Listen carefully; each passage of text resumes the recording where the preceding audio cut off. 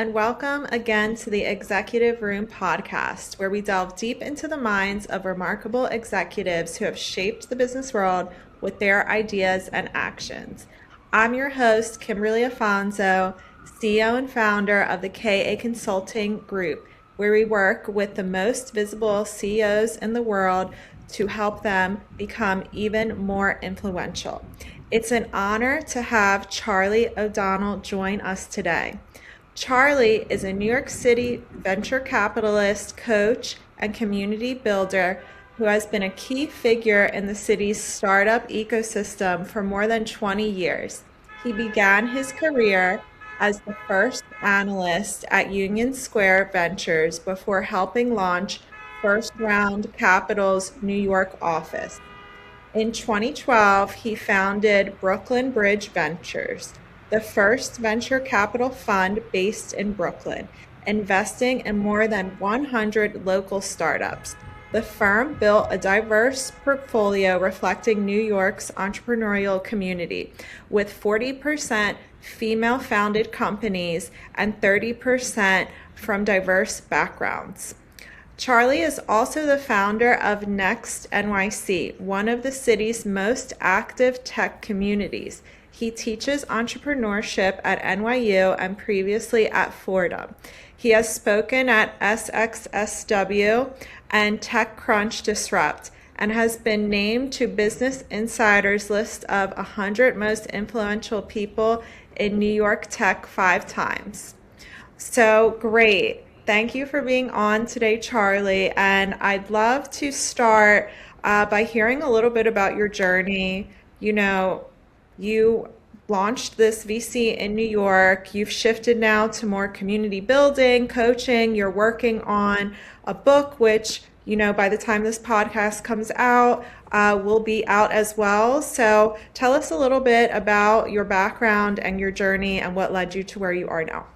Sure. First of all, thanks for having me here. I really appreciate you making the time and introducing me to your audience. So, I grew up in New York where Wall Street looms large, right? People who are ambitious and smart, when I was growing up, they go to Wall Street, they go to investing. And the idea of New York as a startup community was not something I really thought of. I always joke around and say, well, we don't really have garages here in most places in New York, so how could you possibly build a startup if you don't have a garage to go build it in?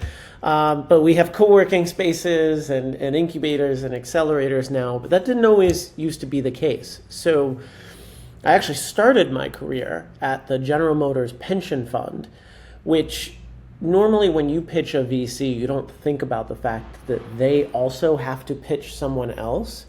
So VCs pitch to gather their capital as well. If you're pitching an angel investor, that's their money. But if you're pitching a VC, that money belongs to a pension fund, an endowment, a family office. So we were the pool of money at GM that VCs were pitching us.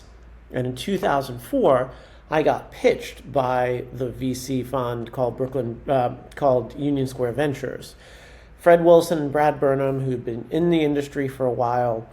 And to be honest, I didn't initially take it that seriously because the idea of a New York-based venture fund didn't really seem like that great of an idea. Most of the venture investing that we had done up until that point was in the Bay Area, some in Boston, but certainly not much going on in New York. What a dramatic shift over the past 20 some odd years in New York, where technology has really democratized between open source and cloud, and now people can be building on their laptop just about anywhere on more powerful software stacks than anybody was doing at a university lab 25 years ago, right? And so now it's all about, where do you want to live? Where are your customers? Where can you find and discover the talent?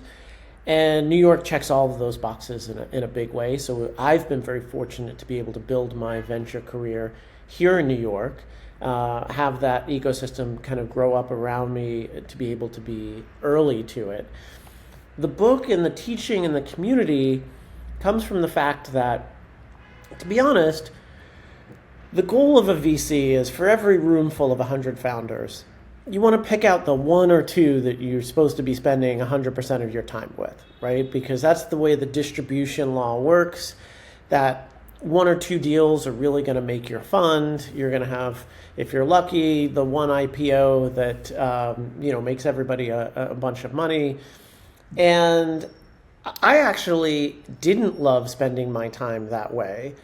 I would rather help the 99 people in the room who maybe weren't going to IPO, who maybe thought the fundraising process wasn't made for them, right? Who found it opaque, who found it frustrating, who didn't come from this venture world, who didn't go to Stanford or Harvard, who didn't know anyone who had IPO'd a company or sold a business for a lot of money.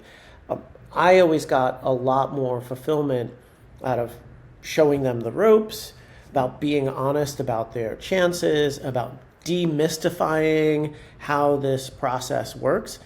And so that's why I put out a lot of community events. Not only did it help source opportunities for me and connect me to other people in venture, but I liked educating the community. I like taking somebody who has the talent but not the experience and saying, hey, here's how this works. Here's how the people who come before you have done it. Let's not make the 101 stuff, the basic stuff, be the thing that trips you up, because you have a lot of talent, a lot of potential. And so that's where I've really focused. And that's what the book, which is entitled Founder Unfriendly, What Investors Won't Tell You About Getting Funded.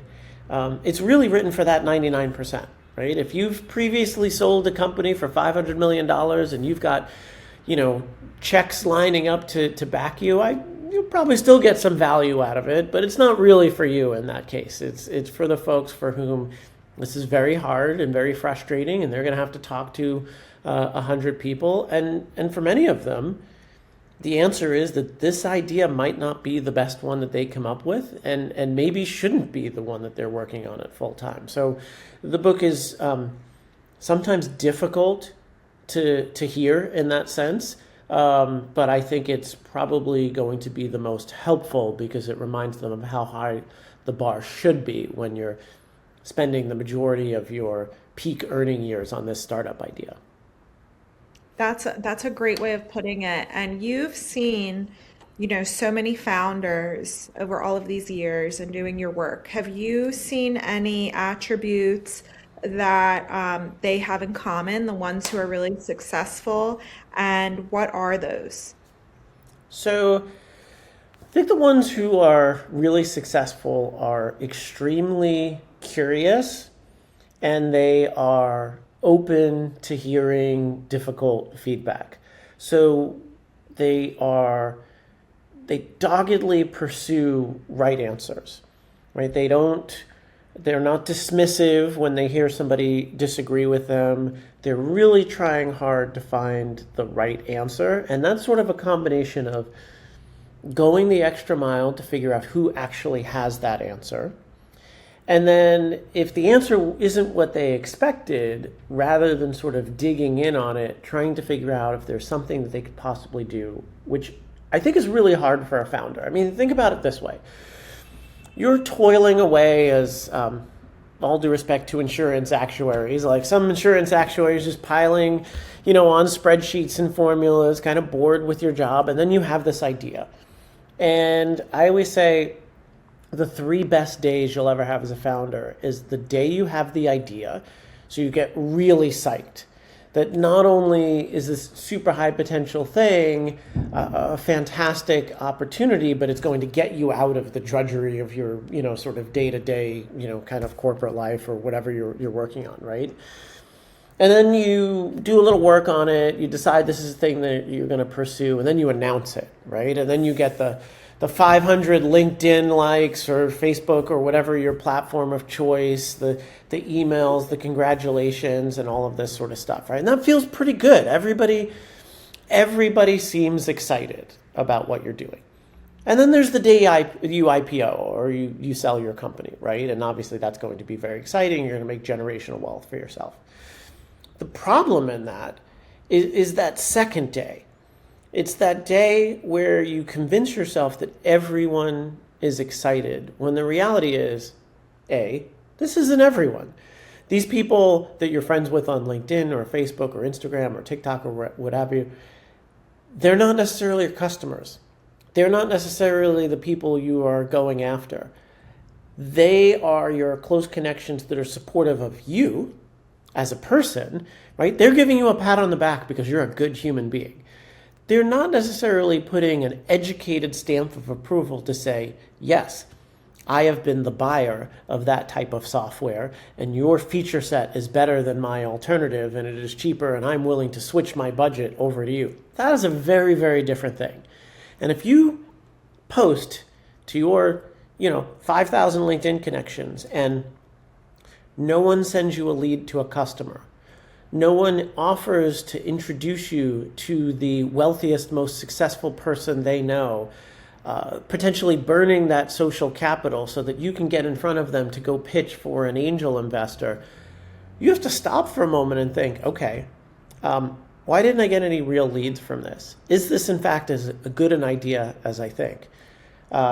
Two, am I really the best positioned person to do this startup, right? If I tell everyone I know that I'm working on this and I get no inbound leads for revenue, there's probably someone else out there who's better positioned to generate customers for their announcement than I am.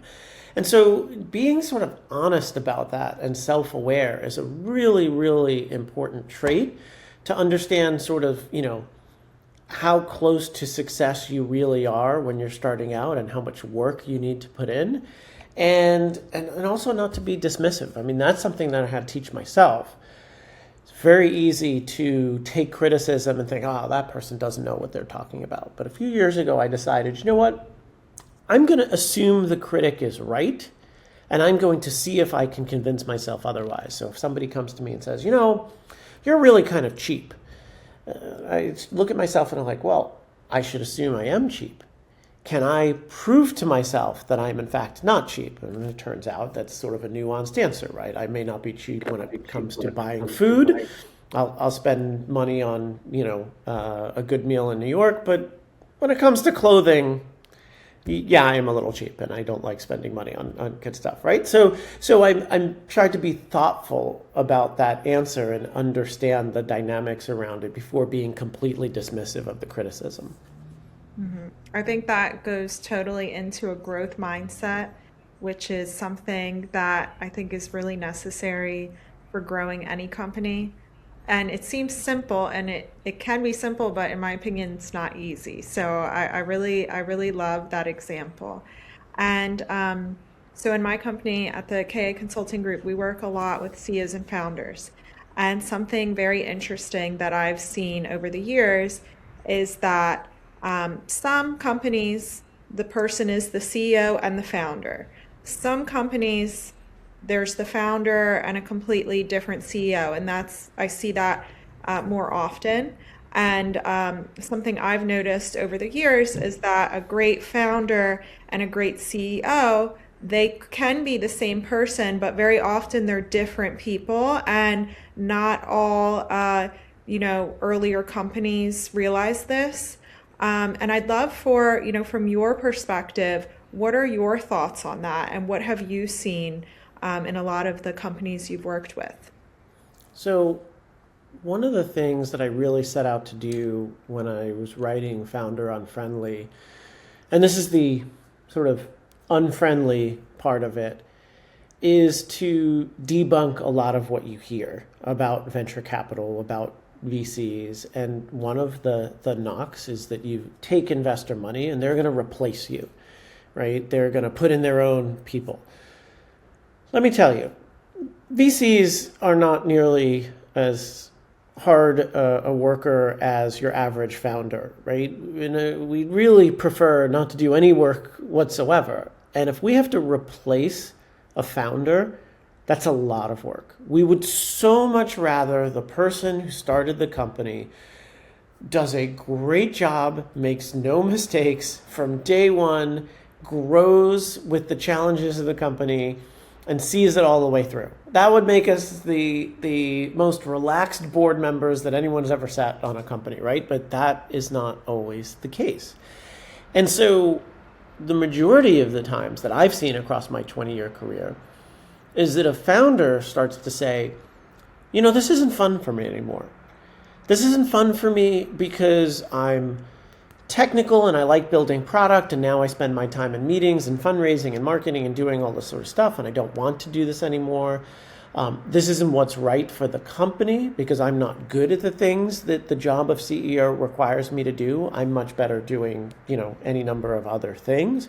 Or I like the 0 to 1 stage. I don't like companies that are 200 people, so I just want to get out, right? I'll hang on the board because I still care about my baby, but I don't want to be here day to day. I'd rather this be a sort of small skunk work thing, and I'm on to my next thing. So there's any number of reasons why the original founder might decide to bring in someone who is going to do the CEO job. And I think often in a positive way, that comes from a lot of self-awareness about what that founder's good at or what they want to do, right? And then a lot of times what you hear about venture is a real lack of self-awareness, right? You hear, those guys pushed me out of the company. Well, maybe, but were you crushing it? Were you getting along with everyone and hitting all your goals and making them money hand over fist? Because the answer is probably not, right? Like, they may have been very difficult investors, but I haven't heard of too many cases where somebody was just green lights all the way down the list and doing a phenomenal job. And they're like, you know what? I really like my buddy better than this person. I'm going to bring them in. Like, there's probably a little truth to maybe there's some blame that can fall on both sides. So I think the idea that, investors want to come in and control everything is doesn't happen nearly as often as you might hear from founders who don't take the responsibility of like, maybe I could have really done a better job there. Really, I wasn't hitting my goals. And that's why somebody saw it fit to bring in somebody to do some of the things that the company needed. Mm-hmm, definitely. And over the years, I have come across, it doesn't happen all of the time, but I have seen some founders who felt trapped. They got to a point where they wanted out. The stakes were really high. They weren't having a good time anymore. And it's always a little bit sad of a story because these are brilliant people who maybe left a safe career to create something, and then in another way they're trapped in their own making, let's say. Have you seen that pattern? Do you have any advice to founders who may find themselves in that situation? Yes, absolutely. So one of the things you have to think about if you're bringing on external capital is what you're signing up for, right? If you start and bootstrap a business, you can turn it on and off anytime you want, right? If you start a consulting firm, if you decide you're not consulting anymore, well, that's the end of that business, right? There's no more production of product because you are the product. You're not going to make time for it. When you bring on capital, when you build infrastructure that doesn't necessarily require you to keep going in some form, you are adding time to this thing, right? The more resources you put on it, the longer it takes to slow down, to shut down, the more promises that you have made to other folks. And there's a couple of things that trap founders. One is you raise a bunch of money for something and it doesn't fail right away. It kind of goes sideways. And now you've got this situation where you've raised all this money, you have all this preferred equity sitting on top of you, which is the first money out if you sell this thing. So you haven't grown it to the size where selling it would make you much money because you got to pay back the $3 million, the $10 million, the $50 million that you raised. But it's not failing, right? You're at break even, a couple $1 million of revenue, not enough to generate the kind of outcome that would pay everyone, but also not going anywhere. It's sort of a real business. And it just kind of becomes this like zombie company that you could wind up spending 6, 7, 8, 9, 10 plus years of your prime earning years stuck in, right? Because you've got this cap table infrastructure that keeps a transaction from happening, right? Now, if everyone's sort of honest with themselves about the potential outcomes, really they should try and get out ahead of that and say, hey, listen, before we run out of money or before we waste a lot of time from anyone, it's very clear this isn't going anywhere. Let's try and figure out a graceful exit, a safe landing place for this tech, and pick up our marbles and go home. But there's a lot of egos involved, both in terms of the founders and the investors. Sometimes the investors who don't want to show a loss, right? Who want to keep poking the founder to try and take some more chances to grow this thing to maybe have sort of a last minute save. That definitely happens. The other thing that sometimes is that, as you said, founders, sacrifice what may have been a upwardly mobile career track to go in and start this thing, and then they get off of it, and then they spend some time and they feel like, I've failed at this thing and I was otherwise on this upward trajectory, and they feel stuck after the failure. Like, what do I do now? Is this going to be a mark on my career? Who's going to hire me? And the thing I really sort of push on is, can you conduct your business in such a way that you always maintain hireability, that you are constantly connecting with people in your industry, that, yeah, maybe you're doing this risky thing, but people appreciate the work, appreciate what you're trying to do, the mission that you are trying to solve, and the way you conduct yourself with other people, right? That yeah, you tried to do this really hard thing, but everyone was really supportive of the way you went about it, and you really tried to push the standards up in the industry. You did something that garnered a lot of respect. So the day that you say, listen, I'm out. This, we tried. This was a really hard thing. And ideally, both your investors and your peers in the industry say, hey, you know what? That was a really great effort. We really respect the amount of work that you did, the way you went about your business. We would love to have you on our team. That's really the bar that everyone needs to maintain. And I've seen more entrepreneurs create interesting career opportunities from failure than people whose failure derails their career. I actually think even a failure could increase the level of your network and your visibility as an individual in a way that is ultimately a net positive. I completely agree with that. And I think that's where the narrative, reputation, those things become really, really important. I've read some stats, I'm sure you know them much better than I do, Charlie, but of how a lot of founders, like the first company may not be successful, but the second or third, they have like way higher success rates if they already tried one business. So there's like all that you learn there. And I have seen myself, I'm even advising for one who this is his third business, and he's just a fantastic entrepreneur and amazing at what he does. So a few other things, they weren't the right fit. So I think that's a great point of the narrative you create and you also tell yourself, which is so important. I'd love to hear your opinion on resilience. I was at an event in New York this past fall, and the founder of Kind Bars spoke at this event, and he was saying how he got so close to shutting the company down. He was like that close, and he went into a meeting and he was ready to shut it down, and they pushed through, and then they had this massive success. Do you see the theme of resilience often in successful founders? And also, I'd love your opinion on resilience, and also, for example, that story, but also being realistic. You've already spoken about there are a lot of times when maybe it's better to say this is enough. How do you draw a line there, and what are your thoughts on that?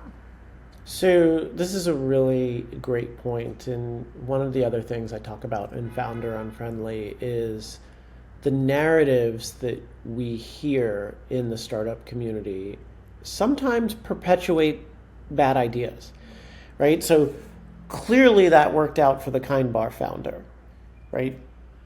The reality is there are more founders out there hanging on to bad ideas, wasting their time, than there are founders who are 2 meetings away from having the next Kind Bar, right? Just statistically, the distribution of success is very skewed to a limited number of folks.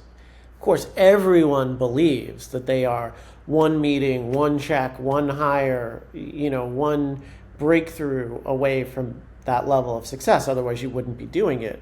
So the trick is, sort of figuring out which one of those things you are. And I think going in with the assumption that you are not is probably healthier, and I think probably builds a stronger business, right? Going from the perspective of like, if I pitch 80 investors and they all say no, going with the assumption that something's probably wrong, I'm going to assume that they're right and that they know more about this industry or more about what startup success is. I think you are healthier and more prepared if you assume that the naysayer is right. And then you say, okay, this is a me problem, actually. This is a problem with my startup idea. Everybody thought that this particular risk was too much or this outcome wasn't going to be big enough. Let me go back to the drawing board and make sure that when I pitch investor number 81, that it is truly bulletproof. As opposed to assuming that investor 81 is the one, right? And that's going to make everybody else realize how dumb they are, right? Is that possible? Yes, but you know what? I love 2x2 quadrants for decision making, right? It is possible that the investor 81 is the only smart one, or maybe they're just like everybody else, right? And it is possible that you have one of those magic stories where it just took one more meeting and that's what set the whole thing up for success. But it is also possible that your idea has a lot of hair on it and needs to be better. Well, the great thing is if you act like your idea is the problem or you are the problem, and it turns out that investor number 81 is the smart one, well, great. Now you've really blown them out of the water, right? Like they're going to be just thrilled that the idea is even that much better, right? So there's no real downside to assuming that your idea needs to be better and that your product needs more work versus thinking that this is just an ultra marathon where only the most resilient survive, and that is blood, sweat, and tears are the necessity. You know what the necessity is? Having done your homework, being close enough to the customer to actually understand what they need, right? It's a lot more basic than you think. If you are feeling like the hero of this story, maybe you're pushing too big of a rock up this hill, actually, and maybe you should sort of self-assess, right? If it feels like it takes a heroic effort, and I don't want to make it sound easy, right? But there's a difference between I have a lot of things on my to-do list because starting a company is complex and I don't have that many people, right? It's that level of there is lots of work to be done. But if meeting after meeting you feel like you're trying to convince somebody of something that they don't intuit on their own, it shouldn't feel like that, right? It should really, if you're going to achieve this level of success, it should feel like you get into a meeting and somebody goes, finally, somebody understands what I really need as a customer, and let me introduce you to this person and that person, and that at some points the red carpet is rolled out for you. I would say that people who feel like they achieve that level of product market fit still feel like it's really hard, but they have other types of problems, right? They have scaling problems. They have problems like, somehow to keep up with the demand, they're supposed to hire 50 people this month, and that is its own problem, right? But you want those types of problems versus nobody will believe me, and I feel like I'm the only smart one. So it's resilience in the face of how do I hire 50 versus how do I convince one of the 50 to buy my product. I love that. And correct me if I'm wrong, but is your book a little bit of tough love? Yes, Okay, great. 100%. So I love that. I really love that. Um, can you share with us one other concept related to this tough love that you may be sharing in the book? Can you share anything? Because there's already a lot of great things I think that you've shared for anyone who has a company or is thinking of starting one. Yeah, sure. So, as you mentioned earlier, I had a fairly diverse group of founders that I had backed. And I think it was more than anything else a function of I was a first check investor.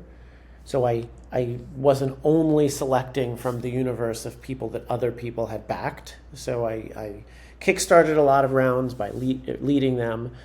I also invested in a fairly diverse group of types of companies. Right, so I did some consumer products. I did some brick and mortar. It wasn't all tech, so that's going to skew the gender and other backgrounds of the base of founders that I backed. But I would often get asked the question, how have you backed so many female founders? Haven't you heard the stats or the percentages and all of this sort of stuff? And what really, really frustrates me is bad data. And bad data that is discouraging. So everybody who is in and around venture has heard the 2% number. The only 2% of venture capital goes to female founders. Well, that's not really true. That number is the percentage venture capital that is raised by companies with only female founders. So if you have a female CEO who goes out into the pool of computer science grads, which, is a thing we need to change, but happens to be about 80-20 in terms of men versus women, and statistically more likely goes and finds a male person with an engineering background, right? And then does all the fundraising herself, because the last thing the person with the engineering background wants to do is talk to a bunch of VC. They just want to go in a hole and build and be with their tech team and all that sort of stuff. Gross generalization about engineers, I know, but most of them I know don't want to be in the fundraising meetings. Somehow her effort doesn't count. Right? We're not counting that because she had a guy co-founder, and there's this narrative of like, well, she needed that guy, and trust me, I've backed enough female founders. We're like, she didn't need that guy, actually, right?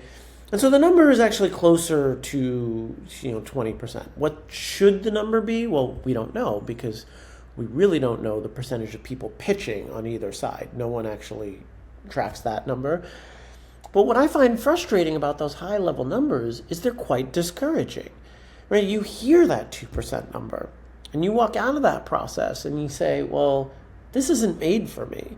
The deck is stacked against me before I even go in.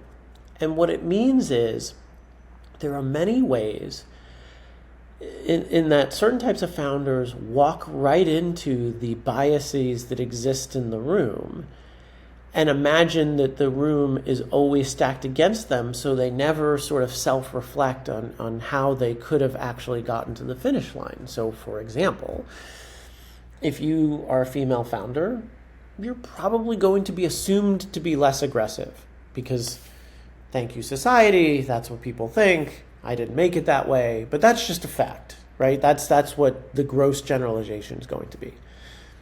Well, you're not helping the matter. when you go in with 2 years of future projections as opposed to 8 years of future projections. Why? Because unlike your male counterpart, you're less comfortable projecting out 8 years because you're like, well, that's just fictitious, right? That's just the fantasy cash flow model.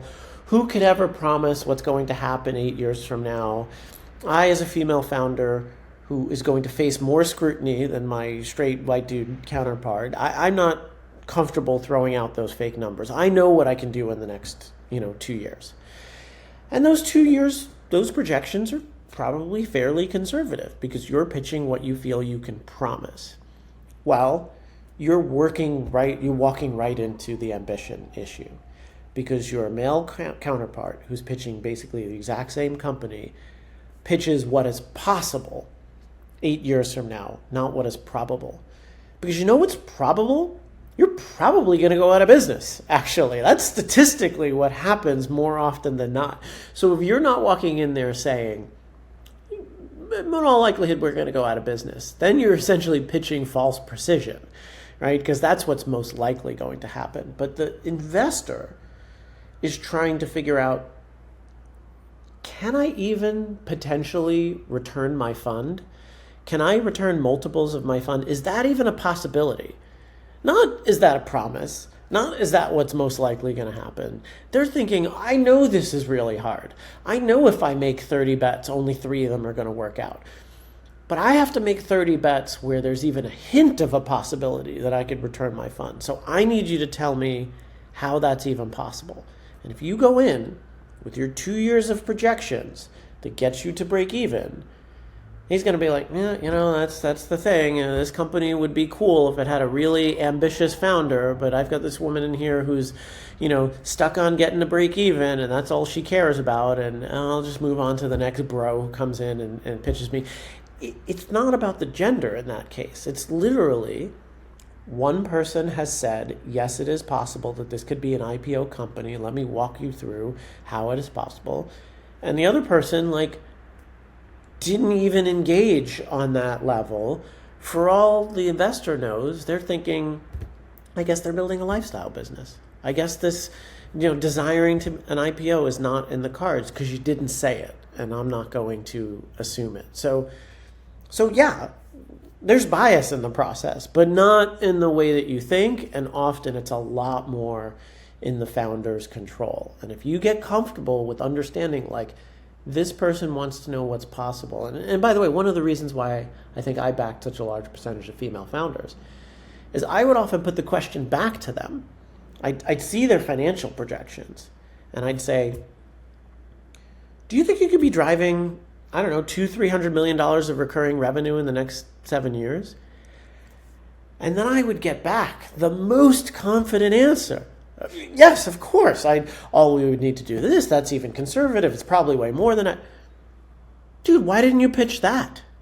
Because what you just told me of the 4 things that you needed to do to be able to achieve that level of revenue, that was literally the best part of this pitch.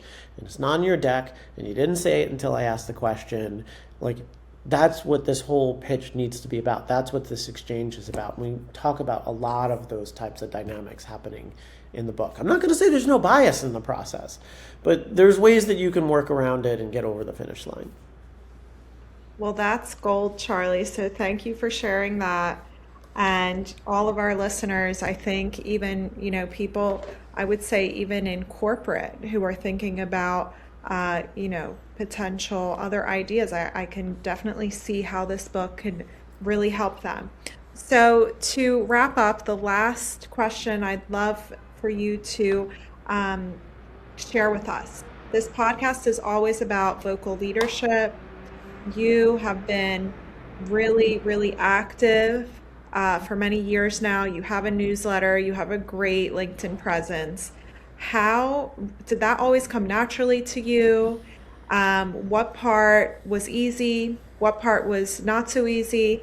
And what have been the benefits from that on your career?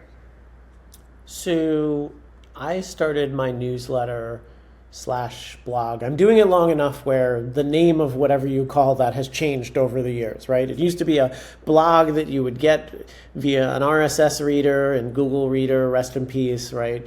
I started that in February of 2004, and it's at thisisgoingtobebig.com. And now it's basically mostly newsletter subscriptions. And I actually did it because I wrote a book not long after I graduated college that never went anywhere and never got published. And it was because no one cared who I was. I was a recent college grad, and it was all about graduating into a career that is something that you actually sort of wanted to do. And I got to really enjoy the process of writing as a way of improving my thinking, right? And so everything that we've talked to in this exchange is probably something I've written about in some form or another. So if I come off in any way polished with these answers, it's because I've been writing for 22 years about this sort of stuff, right? Every little snippet is a exchange I've rewritten over and over and over again. And so I think storytelling forces you to line up your thoughts. It's almost like when you think you have a good idea and then you go to tell someone and you're like, actually, now that I say this isn't nearly as good of an idea as I think. Like, that's what writing forces upon you. So I've always been a natural writer in that way. I have found that over the course of 22 plus years, the time I have put into it has really come back to me in a number of reasons. I've built a following. It's not the world's largest following, but it's enough where I can put things out and say, hey, I'm looking for somebody that does X, Y, and Z. I am actively interested in investing in this area. So in some way, create a following is like having a rainy day fund for people. Like, I don't know what you might need to lead a parade for, but sometime down the line, it'd be nice to have a parade behind you, and that would be very helpful. But if nothing else, we put ourselves out there in many ways. And the question is, think about it like a web page conversion, right? I'm going to put myself in front of you. How am I going to get you to convert? So when I go reach out to a bunch of colleges and I say, well, I've got this book coming out. It's Founder Unfriendly. I really think it should be in front of your entrepreneurship group. I'm not Paul Graham. I'm not Sam Altman. Like, they probably have not heard of me before. But they click through to that signature and they go look at the last few essays that I've written. One of them might be about student entrepreneurship or whatever. And they say, hey, I like the way this person thinks. Okay, now I'm convinced that you're going to say something reasonable in front of my students. If the only thing that you have to do that on your behalf is your LinkedIn profile, you're going to just seem like everybody else, right? If it's just a resume, VP of marketing or wherever, I know a lot of VPs of marketing. I don't know that you are better than the next VP of marketing. I don't know that you are the best Claudebot hacker and growth marketers out there, somebody that I can learn that if I feel like if I hire, you're going to transform how we approach marketing using AI or whatever. Like, you literally on a resume cannot tell the difference between somebody who's behind the eight ball on AI or somebody who's pushing the envelope, right? This is your thought leadership portfolio. This is your thought portfolio. If you were an architect, if you were a fashion design, you'd have a portfolio. Well, you're a knowledge worker. So how do you show that your thinking is sharper than the next person other than by showing and not telling? And this is how it has worked for me. And it's also worked in very small other ways. Like, I do teach a little thought leadership course called Visible Work. Put together 12 or 14 people like once a quarter. And one of the things I've been telling them about is what I call the heartbeat email. And it's just kind of this every other month or quarterly update. It just keeps me top of mind. It's a little bit like a startup update. And here's what I'm up to. Here's what I'm thinking about. And I'll throw in some random stuff like I learned how to swim as an adult, and I am a triathlete, and I am a below median swimmer and a top 5% cyclist. And I've got one of my investors is a dad of 2 D1 swimmers, and He's always asking me how the swimming is going, right? And that's the best connection I've been able to form with that guy, despite the fact that he's an investor in my fund, right? And so you never know, right? So you put more of yourself out there, and you give more surface area for people to connect. You remind them you're kind of this three-dimensional human. It doesn't have to be what you ate for breakfast this morning, unless you're really into breakfast. But I find that to be a much more human way of connecting, and I've definitely gotten back more than I've put into it. That's great to hear. And it reminded me of, I just met someone at a conference who she has also a marketing business. And she said, ever since she started talking about her farm life, because she's also a farmer in her free time, all that people talk to her about in her board meetings is the farm and this and what are you planting, and I'm planting too. And she said the connections she made from that are incredible. So I love hearing the example of the swimming, triathlon, all of that, because it really does create that human connection. And I think everything we do online is about also fostering the in person and whatever we're doing in real life. So thank you for sharing that, Charlie. Last question. Where can people find you? Where do you want them to follow you? And where should they buy the book? Yeah, so at thisisgoingtobebig.com, we have links to Amazon and bookshop.org, and on Bookshop you can go buy at your independent booksellers, whoever's local in your neighborhood, so you can pick it up wherever you normally buy your books.